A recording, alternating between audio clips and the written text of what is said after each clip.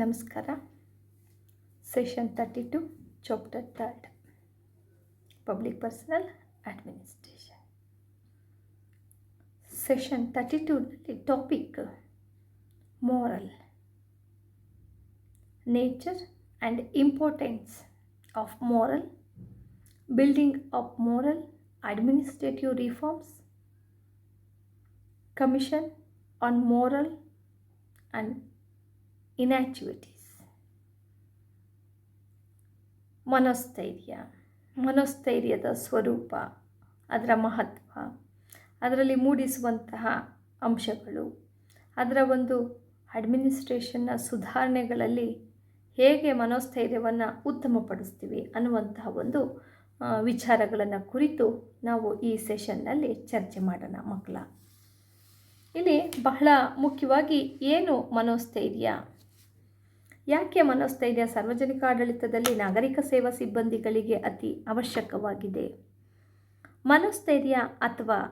ಮನೋಸ್ಥೈರ್ಯ ಮತ್ತು ಪ್ರೇರಣೆಗಳು, ಮೋರಲ್ ಅನ್ನುವಂಥದ್ದು, ಪ್ರೇರಣೆ ಅನ್ನುವಂಥದ್ದು ಮನೋಸ್ಥೈರ್ಯಕ್ಕೂ ಪ್ರೇರಣೆಗೂ ನಿಕಟ ಸಂಪರ್ಕ ಇರುವಂಥದ್ದನ್ನು ಕಾಣ್ತೀವಿ. ಇಲ್ಲಿ ಮನೋಸ್ಥೈರ್ಯ ಎಂಬುದು ಮಾನಸಿಕ ಧೋರಣೆ.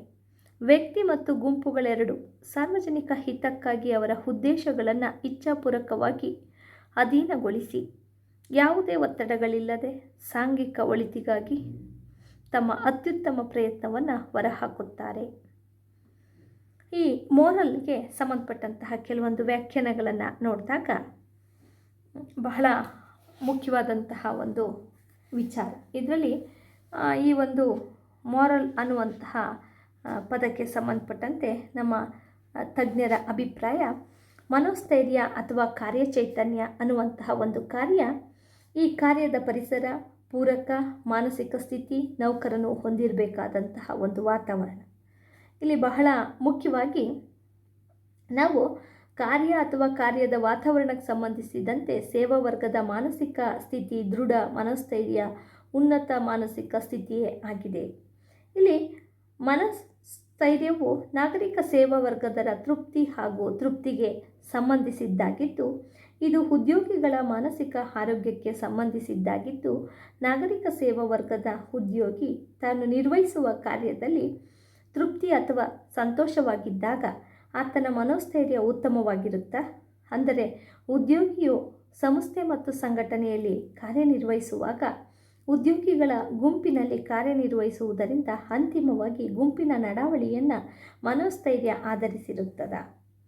ಇಲ್ಲಿ ಬಹಳ ಮುಖ್ಯವಾಗಿ ಮನೋಸ್ಥೈರ್ಯವು ಸಹ ನೌಕರರ ಕಾರ್ಯದ ಬಗೆಗಿನ ಮಾನಸಿಕ ಸ್ಥಿತಿ, ಅಂದರೆ ನೌಕರನ ಮಾನಸಿಕ ಹಾಗೂ ದೈಹಿಕ ಸ್ಥಿತಿಗತಿಯನ್ನು ಮನೋಸ್ಥೈರ್ಯ ಅವಲಂಬಿಸಿರುತ್ತೆ. ನೌಕರನು ವೇತನಕ್ಕಾಗಿ ಅಷ್ಟೇ ಕಾರ್ಯನಿರ್ವಹಿಸುವುದು ಮನೋಸ್ಥೈರ್ಯ ನಿರ್ಧರಿಸುವುದಿಲ್ಲ. ಇಲ್ಲಿ ಪ್ರೊಫೆಸರ್ LD ವೈಟ್ ಅವರು ಮನೋಸ್ಥೈರ್ಯದ ಬಗ್ಗೆ ಹೇಳ್ತಾರೆ, ಮನೋಸ್ಥೈರ್ಯವು ಉತ್ತಮ ಸಂಸ್ಥೆ ರಚಿಸುವ ಮತ್ತು ಒಂದು ಉತ್ತಮ ಸೇವಾ ಸ್ಥಿತಿಯನ್ನು ಸೃಷ್ಟಿಸುವ ಸಾಧನ ಸೂಚಿಯಂತಿದೆ. ಅಂದರೆ ಈ ಮೋರಲ್ ಅನ್ನುವಂತಹ ಒಂದು ಇದಕ್ಕೆ ವ್ಯಾಖ್ಯಾನ ನೀಡುವರು LD ವೈಟ್. ಮನೋಸ್ಥೈರ್ಯವು ಉತ್ತಮ ಸಂಸ್ಥೆ ರಚಿಸುವ ಮತ್ತು ಉತ್ತಮ ಸೇವಾ ಸ್ಥಿತಿಯನ್ನು ಸೃಷ್ಟಿಸುವ ಸಾಧನದ ಸೂಚಿಯಂತಿದೆ.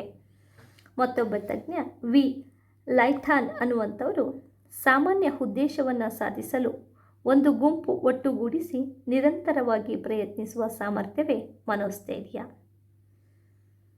ಮತ್ತೊಬ್ಬ ಚಿಂತಕ WR ಸ್ಟ್ರೇಗಲ್ ಅನ್ನುವಂಥವರು, ಮನೋಸ್ಥೈರ್ಯ ಎಂದರೆ ಸಹಕಾರ ಮನೋಭಾವನೆ ಅಥವಾ ಹಲವಾರು ವ್ಯಕ್ತಿಗಳು ಸೇರಿ ಕಾರ್ಯನಿರ್ವಹಿಸುವಾಗಿನ ಅವರ ಮಾನಸಿಕ ಆರೋಗ್ಯ ಸ್ಥಿತಿಯೇ ಆಗಿದೆ. ಪಿಲ್ಪೋಫ್ ಅನ್ನುವಂತಹ ಮತ್ತೊಬ್ಬ ತಜ್ಞ, ವ್ಯಕ್ತಿಗಳ ಮತ್ತು ಗುಂಪುಗಳು ತಾವು ಕಾರ್ಯನಿರ್ವಹಿಸುವ ಸಹಕಾರ ಮನೋಭಾವದ ಇಚ್ಛೆಯ ಮನೋಸ್ಥೈರ್ಯವಾಗಿದ್ದು, ವ್ಯಕ್ತಿಯ ಮಾನಸಿಕ ಸ್ಥಿತಿಯನ್ನು ಆಧರಿಸಿದ್ದಾಗಿದೆ. ಹಾಗಾಗಿ ಮನೋಸ್ಥೈರ್ಯ ಎಂಬುದು ಹಲವಾರು ಅಂಶಗಳನ್ನು ಹೊಂದಿ, ಮನೋಸ್ಥೈರ್ಯವನ್ನು ಇಲ್ಲಿ ಬಹಳ ಮುಖ್ಯವಾಗಿ ಯಾವುದನ್ನು ಒಳಗೊಂಡಿದೆ ಅನ್ನುವಂಥದ್ದನ್ನು ಆಧರಿಸಿಕೊಂಡು ಮತ್ತು ಎಲ್ಲಿ ಮತ್ತು ಹೇಗೆ ಅನ್ನುವಂಥದ್ದನ್ನು ಇಟ್ಕೊಂಡು ನಾವು ಈ ಮನೋಸ್ಥೈರ್ಯವನ್ನು ನೋಡ್ತೀವಿ. ಇದರ ಸ್ವರೂಪವನ್ನು ನೋಡಿದಾಗ ಬಹಳ ಮುಖ್ಯವಾಗಿ ಮಾರಲ್ ಅನ್ನುವಂಥದ್ದು ಯಾವುದು, ಏನು, ಆತನ ಮಾನಸಿಕ ಸ್ಥಿತಿಗತಿ, ಉದ್ವೇಗದ ಸ್ಥಿತಿಯ ಒತ್ತಡ ಮತ್ತು ಏನನ್ನು ಮಾಡುತ್ತದೆ, what is it what it is. Next, where it resides, who it's efforts, who it's effects. ಹೀಗೆ ಬಹಳ ಮುಖ್ಯವಾಗಿ ಇದರ ಸ್ವರೂಪವನ್ನು ನೋಡಿದಾಗ ವ್ಯಕ್ತಿಯಲ್ಲಿನ ಅಥವಾ ಗುಂಪಿನ ಪ್ರತಿಕ್ರಿಯೆಗಳಲ್ಲಿ, ಅಂದರೆ ವ್ಯಕ್ತಿಗಳ ಮನಸ್ಸಿನಲ್ಲಿರುವಂತಹದ್ದು ನಡವಳಿಕೆಯ ಉದ್ವೇಗಗಳ ಮತ್ತು ಯಾರ ಮೇಲೆ ಪರಿಣಾಮ ಬೀರ್ತಾ ಇದೆ, ತಕ್ಷಣವೇ ನಾಗರಿಕರ ಸೇವಾ ವರ್ಗದವರ ಮತ್ತು ಅಧಿಕಾರಿಗಳ ನಡುವಿನ ಸಂಪರ್ಕ ಸಮೂಹದಲ್ಲಿ ಪರಿಣಾಮವನ್ನು ಬೀರುತ್ತೆ. ಅಂತಿಮವಾಗಿ ಸಾರ್ವಜನಿಕರು ಮತ್ತು ಸಮಾಜದ ಮೇಲೆ ಪರಿಣಾಮವನ್ನು ಹೇಗೆ ಬೀರುತ್ತೆ. ನಾಗರಿಕ ಸೇವಾ ವರ್ಗದವರ ಪರಸ್ಪರ ಸಹಕಾರಯುತ ಕಾರ್ಯನಿರ್ವಹಿಸುವುದರ ಮೇಲೆ ಹೇಗೆ ಪರಿಣಾಮವನ್ನು ಬೀರ್ಬೋದು.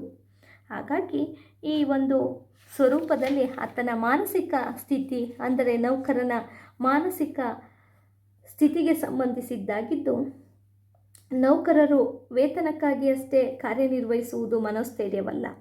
ಅಂದರೆ ಆತನ ಮಾನಸಿಕ ತೃಪ್ತಿ, ಆತ್ಮತೃಪ್ತಿಗಾಗಿ ಕಾರ್ಯನಿರ್ವಹಿಸಿದಾಗ ಉತ್ತಮ ಮನೋಸ್ಥೈರ್ಯವನ್ನು ಕಾಣಬಹುದು. ಮನೋಸ್ಥೈರ್ಯವು ವ್ಯಕ್ತಿಗೆ ಸಂಬಂಧಿಸಿದ್ದಂತೆ ಆತ ನಿರ್ವಹಿಸುವ ಸಂಸ್ಥೆ ಅಥವಾ ಸಂಘಟನೆಗೆ ಸಂಬಂಧಿಸಿದ್ದಾಗಿದೆ. ಇವೆರಡೂ ಸಹ ಪರಸ್ಪರ ಪೂರಕವೂ ಸಂಬಂಧವೂ ಆಗಿರುತ್ತೆ ಅನ್ನುವಂಥದ್ದನ್ನ ನೋಡ್ತೀವಿ. ಇನ್ನು ಅದರ ಒಂದು ಮಹತ್ವದ ವಿಚಾರಗಳನ್ನು ನೋಡಿದಾಗ, ಮನೋಸ್ಥೈರ್ಯದ ಒಂದು ಮಹತ್ವ ನೋಡುವಾಗ ಬಹಳ ಮುಖ್ಯವಾಗಿ ಇಲ್ಲಿ ನೈತಿಕತೆಯು ಸ್ಪಷ್ಟವಾಗಿ ಯಶಸ್ವಿ ಆಡಳಿತದ ತಿರುಳಾಗಿ LD ವೈಟ್ ಅವರು ಹೇಳುವಂತೆ, ಮನೋಸ್ಥೈರ್ಯ ಎನ್ನುವಂಥದ್ದು ಒಂದು ಉತ್ತಮ ಉದ್ಯೋಗ ಸನ್ನಿವೇಶದ ಸೂಚನೆ ಮತ್ತು ದಕ್ಷ ಸಂಘಟನೆಯನ್ನು ಕಟ್ಟುವ ಸಕಾರಾತ್ಮಕ ಮಾರ್ಗ. ನಾಯಕರು ನಿರ್ಧರಿತ ಗುರಿಯನ್ನು ಪೂರ್ಣಗೊಳಿಸಲು ಬಯಸಿದ್ದಲ್ಲಿ ಅವರು ತಮ್ಮ ಸಂಸ್ಥೆಯ ಪ್ರಭಾವದ ಮೇಲೆ ಹಿಡಿತವನ್ನು ಸಾಧಿಸಬೇಕು, ಸ್ಫೂರ್ತಿದಾಯಕ ಮಾರ್ಗಗಳನ್ನು ಗರಿಷ್ಠಗೊಳಿಸಬೇಕು. ನೆಪೋಲಿಯನ್ ತನ್ನ ವಿಜಯಗಳಿಗೆ ಮನೋಸ್ಥೈರ್ಯ ಕಾರಣವೆಂದು ಪರಿಗಣಿಸಿದರೆ, ಉನ್ನತ ಮನೋಸ್ಥೈರ್ಯ ಇರುವ ಸಂಸ್ಥೆಯೊಂದರಲ್ಲಿ ನೌಕರರು ಅವರ ಕೆಲಸಗಳನ್ನು ಇಷ್ಟಪಡುತ್ತಾರೆ ಮತ್ತು ಗುರಿಯ ಸಾಧನೆಗಾಗಿ ಆಡಳಿತ ವರ್ಗದೊಂದಿಗೆ ಸಂಪೂರ್ಣವಾಗಿ ಸಹಕರಿಸುತ್ತಾರೆ. ಮನೋಸ್ಥೈರ್ಯ ಮತ್ತು ಉತ್ಪಾದಕತೆಯ ನಡುವಿನ ಸಂಬಂಧವನ್ನು ವಿಶ್ಲೇಷಿಸುತ್ತಾ ಮೆಲ್ಲರ್ ಮತ್ತು ಥಾಮ್ 4 ನಿಬಂಧನೆಗಳನ್ನು ನೀಡ್ತಾರೆ. ಉನ್ನತ ಉತ್ಪಾದಕತೆ, ಕಡಿಮೆ ಉತ್ಪಾದಕತೆ, ಉತ್ತಮ ಉತ್ಪಾದಕತೆ, ಕಡಿಮೆ ಉತ್ಪಾದಕತೆ. ಇನ್ನು ಡೇನಿಯಲ್ ಕಡ್ಜ್ ಮನೋಸ್ಥೈರ್ಯದ 4 ಆಯಾಮಗಳನ್ನು ಗುರುತಿಸ್ತಾರೆ. ಕೆಲಸದಲ್ಲಿನ ತೃಪ್ತಿ, ವೇತನ ತೃಪ್ತಿ ಮತ್ತು ಬಡ್ತಿಯ ಅವಕಾಶಗಳು, ಸಂಸ್ಥೆಯೊಂದಿಗೆ ಗುರುತಿಸಿಕೊಳ್ಳುವಿಕೆ, ಕೆಲಸದ ಗುಂಪಿನಲ್ಲಿ ಹೆಮ್ಮೆ. ಇನ್ನು ಇದನ್ನು ಹೆಚ್ಚಿನದಾದ ಮಹತ್ವಗೊಳಿಸಬಹುದು. ಇದರ ಮಹತ್ವ ಅಂದಾಗ, ಕೆಲಸದ ಗುಂಪಿನಲ್ಲಿ ಹೆಮ್ಮೆ, ಉತ್ತಮ ದಕ್ಷತೆ ಮತ್ತು ಕಾರ್ಯನಿರ್ವಹಣೆ, ಕಡಿಮೆ ಖರ್ಚು, ಉತ್ತಮ ಮಾನವೀಯ ಸಂಬಂಧಗಳು, ಸ್ವಪ್ರಯತ್ನ, ಕಲಿಯುವಿಕೆ ಮತ್ತು ಕ್ರಿಯಾಶೀಲತೆ, ಜವಾಬ್ದಾರಿಗಳನ್ನು ಹಂಚಿಕೊಳ್ಳುವುದು, ಕಡಿಮೆ ಕಾರ್ಮಿಕ ಪ್ರಮಾಣ ಮತ್ತು ಕೆಲಸದ ಸ್ಥಿರತೆ. ಹೀಗೆ ಈ ಒಂದು ಮನೋಸ್ಥೈರ್ಯದ ಮಹತ್ವ ನೋಡಿದಾಗ, ಉನ್ನತ ಮನೋಸ್ಥೈರ್ಯವು ಮಾನಸಿಕ ಸ್ಥಿತಿಯಾಗಿದ್ದು, ಇದರಲ್ಲಿ ಜನರು ಸ್ವಇಚ್ಛೆಯಿಂದ ಬೆಳೆಯಲು ಬಯಸುತ್ತಾರೆ ಮತ್ತು ಅವರು ತೊಡಗಿಸಿಕೊಂಡಿರುವ ಕೆಲಸದ ಮೇಲೆ ಅವರ ಸಂಪೂರ್ಣವಾದ ಶಕ್ತಿಯನ್ನು ಹಾಕುತ್ತಾರೆ. ಇದನ್ನು ಅವರು ಸಕಾರಣವಾಗಿ ಬುದ್ಧಿವಂತಿಕೆಯಿಂದ ಮತ್ತು ನೈತಿಕ ಸಂತೃಪ್ತಿಯಿಂದ, ತಮ್ಮದೇ ಆದ ಸ್ವಯಂ ಅರಿವಿನಿಂದ, ಅವರ ಸಾಧನಗಳಿಂದ ಮತ್ತು ಅವರ ಆಯ್ಕೆಯ ಕ್ಷೇತ್ರಗಳಲ್ಲಿನ ತಮ್ಮ ಸೇವೆಯಲ್ಲಿ ಹೆಮ್ಮೆಯನ್ನು ಪಡೆಯುತ್ತಾರೆ. ಅದೇ ರೀತಿ ಕಡಿಮೆ ಮನೋಸ್ಥೈರ್ಯದ ಪರಿಣಾಮಗಳು ಸಂಸ್ಥೆಯೊಂದು ಔದ್ಯೋಗಿಕ ಸಂಬಂಧಗಳ ಅವುಗಳ ದುಸ್ಥಿತಿಗೆ ಇಳಿಯುವ ಸಂಭವ ಇರುವುದರಿಂದ ಅವನತಿಗೆ ಕಾರಣವಾಗಬಹುದು. ಇನ್ನು ಈ ಒಂದು ಮನೋಸ್ಥೈರ್ಯಕ್ಕೆ ಸಂಬಂಧಪಟ್ಟಂತಹ ಬಿಲ್ಡಿಂಗ್ಸ್ ಆಫ್ ಮಾರಲ್ಸ್, ಇದನ್ನು ಬೆಳವಣಿಗೆ ಅಥವಾ ಇದನ್ನು ಮೂಡಿಸುವಂತಹ ಅಂಶಗಳು ಅಂತ ಅಂದಾಗ, ಏನೆಲ್ಲ ಮನೋಸ್ಥೈರ್ಯ ತನ್ನ ಒಂದು ಅರಿವು ಮೂಡಿಸುವಂತಹ ಅಂಶಗಳನ್ನು ಮಾಡುತ್ತದೆ ಅಂದಾಗ, ಮನೋಸ್ಥೈರ್ಯವನ್ನು ಮೂಡಿಸುವ ಪ್ರಕ್ರಿಯೆಗಳು ಅತ್ಯಂತ ಚಲನಶೀಲವೂ ಮತ್ತು ಕಠಿಣವಾದ ಚಟುವಟಿಕೆಯಾಗಿರುತ್ತೆ.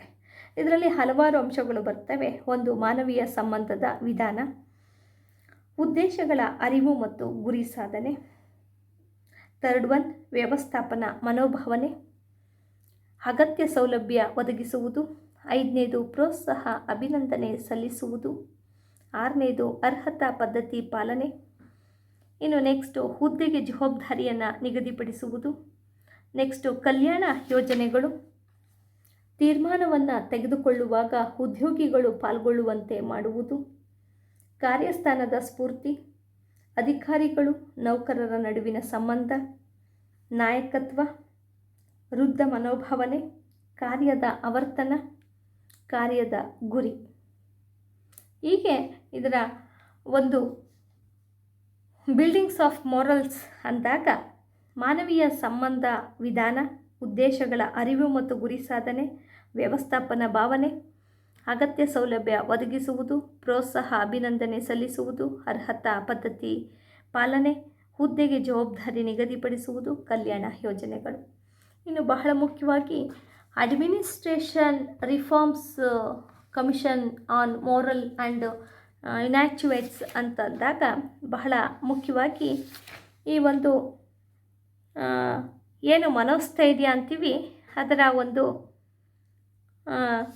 ಏನು ಸುಧಾರಣೆಗಳು ಅದರ ಬಹಳ ಪ್ರಮುಖವಾದಂತಹ ಮಹತ್ವ ಅಂದಾಗ ಎಲ್ಲಿಯವರೆಗೆ ಉದ್ಯೋಗಿಗಳಲ್ಲಿ ಮನೋಸ್ಥೈರ್ಯ ಅನ್ನುವಂಥದ್ದು ಅಳತೆ ಮಾಡಿಸುವಂತಹ ವಿಧಾನಗಳು ಬರ್ತವೆ, ಅದರ ಮೂಡಿಸುವಂತಹ ವಿಧಾನಗಳು ಅಲ್ಲಿಯವರೆಗೆ ಸಾರ್ವಜನಿಕ ಆಡಳಿತದಲ್ಲಿ ಉತ್ತಮ ಮನೋಸ್ಥೈರ್ಯದ ಸುಧಾರಣೆಗೊಂಡು ಪ್ರತಿಯೊಂದು ಸಾರ್ವಜನಿಕ ಆಡಳಿತವು ಅಭಿವೃದ್ಧಿಯನ್ನು ಹೊಂದಲಿಕ್ಕೆ ಸಾಧ್ಯವಾಗುತ್ತದೆ ಅಂತ ಬಯಸ್ಬೋದಾಗಿದೆ. ಅಂದರೆ ಸಾರ್ವಜನಿಕ ಆಡಳಿತ ಅಭಿವೃದ್ಧಿಯನ್ನು ಹೊಂದುತ್ತಾ ಇದೆ ಅಂತ ಅಂದಾಗ ಇವೆಲ್ಲವೂ ಸಹ ಬಹಳ ಮುಖ್ಯವಾದಂತಹ ಒಂದು ವಿಚಾರಗಳನ್ನು ನಾವು ಕಂಡುಕೊಳ್ತಾ ಹೋಗ್ತೀವಿ. ಅಂದರೆ ಇಲ್ಲಿ ಈ ಮನೋಸ್ಥೈರ್ಯದಿಂದಾಗಿ ಬಹಳ ಮುಖ್ಯವಾಗಿ ಒಂದು ರೀತಿ ಸಾರ್ವಜನಿಕ ಆಡಳಿತದಲ್ಲಿ ಬರುವಂತಹ ನೌಕರ ಒಂದು ಉತ್ತಮ ಕೆಲಸದ ವಾತಾವರಣವನ್ನು ಸೃಷ್ಟಿಸಲಿಕ್ಕೆ ಸಾಕಷ್ಟು ರೀತಿಯ ಸುಧಾರಣೆಗಳು ಕೈಗೊಂಡಿರುವಂತಹದ್ದನ್ನು ಇಲ್ಲಿ ಕಾಣ್ತೀವಿ. ಏನು ಅವೆಲ್ಲ ಸುಧಾರಣೆ? ಉದ್ದೇಶ ಮತ್ತು ಗುರಿಗಳ ಜ್ಞಾನ ನೋಡಿ, ಇವೆಲ್ಲ ಸುಧಾರಣೆಗೊಂಡಾಗ ಮಾತ್ರ ನಮ್ಮದು ರಿಫಾರ್ಮ್ಸ್ ಅಡ್ಮಿನಿಸ್ಟ್ರೇಷನ್ ಅನ್ನುವಂತಹ ಮಾರಲ್ಸನ್ನು ನಾವು ಕಾಣ್ತೀವಿ. ಇನ್ನು ಸೇವೆಗಳನ್ನು ಗುರುತಿಸುವಿಕೆ, ನಾಯಕತ್ವ ಬಹಳ ಮುಖ್ಯವಾಗಿ ನೋಡಿ, ಅದರ ರಿಫಾರ್ಮ್ಸ್ನಲ್ಲಿ ನಾವು ನೋಡುವಂಥದ್ದು ಲೀಡರ್ಶಿಪ್ ಅನ್ನುವಂಥದ್ದು ಒಂದು ಪ್ರಚೋದನಕಾರಿ ಮತ್ತು ಸ್ಫೂರ್ತಿದಾಯಕ ಆದಂತಹ ಅಂಶ. ಇವೆಲ್ಲವೂ ಸಹ ಇದ್ದಾಗ ಮನೋಸ್ಥೈರ್ಯವನ್ನು ಬೆಳೆಸುವಂತಹ ಒಂದು ಉಪಕರಣಗಳಾಗಿ ನಾವು ಅದನ್ನು ಮಾರ್ಪಡಿಸ್ತೀವಿ. ಇನ್ನು ಸೇವೆಗಳ ಗುರುತಿಸುವಿಕೆ ಬಹಳ ಮುಖ್ಯ. ನಾವು ಯಾವ ಸೇವೆಯನ್ನು ಮಾಡ್ತಾ ಇದ್ದೀವಿ ಅನ್ನುವಂತಹ ಗುರುತಿಸುವಂತಹ ಒಂದು ಪ್ರಕ್ರಿಯೆ ಇರಬೇಕು. ಇನ್ನು ಕೆಲಸದ ಸ್ವರೂಪ ಬಹಳ ಮುಖ್ಯವಾಗಿ ಯಾವುದೇ ಒಬ್ಬ ನೌಕರನ ನಾವು ಮಾಡುವಂತಹ ಕೆಲಸಕ್ಕೆ ಇಷ್ಟಪಟ್ಟು ಅದನ್ನು ತೃಪ್ತಿಯಿಂದ ಮಾಡಿದಾಗ ಮಾತ್ರ ಅದರ ಕೌಶಲ್ಯ ಹೊಂದಾಣಿಕೆಗೆ ಹೊಂದ್ಕೊಳ್ಳಿಕ್ಕೆ ಸಾಧ್ಯವಾಗುತ್ತೆ. ಇನ್ನು ನಿಷ್ಪಕ್ಷಪಾತತೆ ಬಹಳ ಮುಖ್ಯ. ಇದು ನೋಡಿ, ನಿಷ್ಪಕ್ಷಪಾತವಾಗಿ ಕಾರ್ಯನಿರ್ವಹಿಸಿದಾಗ ಮಾತ್ರ ಸಾರ್ವಜನಿಕ ಆಡಳಿತದಲ್ಲಿ ಒಂದು ರೀತಿ ಸೇವಾ ವಲಯದ ತೃಪ್ತಿಯನ್ನು ನಾವು ಕಾಣಲಿಕ್ಕೆ ಸಾಧ್ಯವಾಗುತ್ತೆ. ಇನ್ನು ನೌಕರನ ಭಾಗವಹಿಸುವಿಕೆ ಬಹಳ ಮುಖ್ಯವಾಗಿ ಇತ್ತೀಚಿನ ಸುಧಾರಣೆಗಳಲ್ಲಿ ಪ್ರತಿಯೊಬ್ಬ ನೌಕರನ ಇನ್ವಾಲ್ವ್ ಆಗುವಂಥದ್ದು, ಭಾಗವಹಿಸಿ ಬಹಳ ಮುಖ್ಯ. ನಿಷ್ಠೆ ಮತ್ತು ಶ್ರದ್ಧೆ, ಪ್ರೋತ್ಸಾಹ ನೋಡಿ, ಇಷ್ಟೆಲ್ಲ ಇದ್ದರೂ ಸಹ ಆತನಿಗೆ ರಿಫಾರ್ಮ್ಸ್ ಆಗ್ತಾ ಇದ್ದಾನೆ ಅಂದಾಗ ಪ್ರೋತ್ಸಾಹ ನೀಡಿದಾಗ ಇನ್ನೂ ಹೆಚ್ಚು ರೀತಿಯಲ್ಲಿ ಆತ ಸಾರ್ವಜನಿಕ ಆಡಳಿತವನ್ನು ಉತ್ತಮಗೊಳಿಸ್ತಾನೆ. ಅದರಿಂದ ಮನೋಸ್ಥೈರ್ಯ ನಿರ್ಬಂಧಕ್ಕಿಂತಲೂ ಪ್ರೋತ್ಸಾಹ ಮತ್ತು ನಾಯಕತ್ವದಿಂದ ಸಾಧಿಸ್ಬೋದಾಗಿದೆ. ಉನ್ನತ ಮನೋಸ್ಥೈರ್ಯ ಅನ್ನುವಂಥದ್ದು ಸಾರ್ವಜನಿಕ ಆಡಳಿತದಲ್ಲಿ ಹೇಗೆ ಅದರ ಒಂದು ಸೇವಾ ವಲಯಗಳನ್ನು, ಸೇವಾ ನಿಯಮಗಳನ್ನು ಅಭಿವೃದ್ಧಿಪಡಿಸ್ಕೊಳ್ತಾ ಹೋಗುತ್ತೆ ಅನ್ನುವಂಥದ್ದು ಬಹಳ ಮುಖ್ಯವಾಗಿದೆ.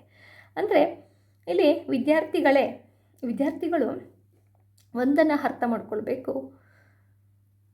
ನೇಮಕಾತಿ, ತರಬೇತಿ, ಬಡ್ತಿ, ಮನೋಸ್ಥೈರ್ಯ ಇವೆಲ್ಲವೂ ಸರ್ವೇ ಸಾಮಾನ್ಯವಾಗಿ ಒಬ್ಬ ಸಾರ್ವಜನಿಕ ಆಡಳಿತದಲ್ಲಿ ಒಬ್ಬ ನಾಗರಿಕ ಸೇವಾ ಸಿಬ್ಬಂದಿಗೆ ಅತಿ ಅವಶ್ಯಕ, ಅತಿ ಮುಖ್ಯ ಅನ್ನುವಂಥದ್ದನ್ನು ಪರಿಗಣಿಸಿದಾಗ ಮಾತ್ರ ಸಾರ್ವಜನಿಕ ಆಡಳಿತ ಯಶಸ್ವಿಯಾಗಲಿಕ್ಕೆ ಸಾಧ್ಯ. ಎಲ್ಲಿಯವರೆಗೆ ಕಾರ್ಯಚೈತನ್ಯದಿಂದ, ಮನೋಸ್ಥೈರ್ಯದಿಂದ, ಕೌಶಲ್ಯದಿಂದ ಆತ ಸೇವೆಯನ್ನು ಮಾಡ್ತಾನೆ ಅಲ್ಲಿವರೆಗೆ ಸಾರ್ವಜನಿಕ ಆಡಳಿತ ಯಶಸ್ವಿ ಕಾಣುತ್ತೆ. That's all. Thank you.